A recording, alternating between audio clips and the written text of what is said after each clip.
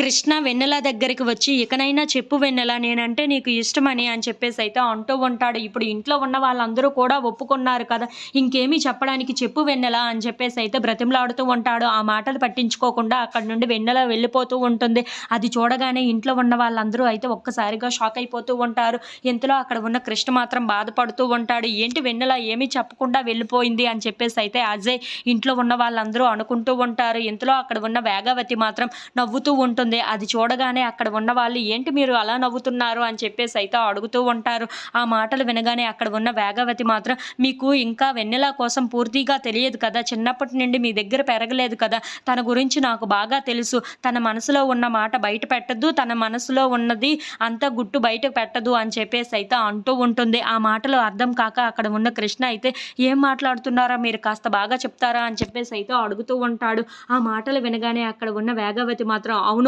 తనకి నీ మీద ఇష్టం ఉన్నట్టుగానే ఉంది. అందుకే అలా వెళ్ళిపోయింది. తను చిన్నప్పటి నుండి అంతే. అలాగనే ఉంటుంది. తన మనసులోని ఏ మాట కూడా పూర్తిగా ఎవ్వరికీ బయట పెట్టలేదు" అని చెప్పేసైతే అంటూ ఉంటుంది.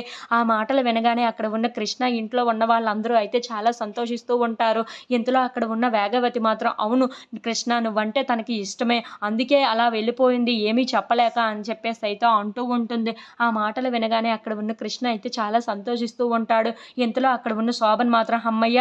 దీనికొక క్లారిటీ వచ్చేసింది కదా! ఇక నాకు వైష్ణవి దక్కినట్లే" అని చెప్పేసైతే అంటూ ఉంటాడు. ఆ మాటలు వినగానే అక్కడ ఉన్న వాళ్ళందరూ అయితే చాలా సంతోషిస్తూ ఉంటారు.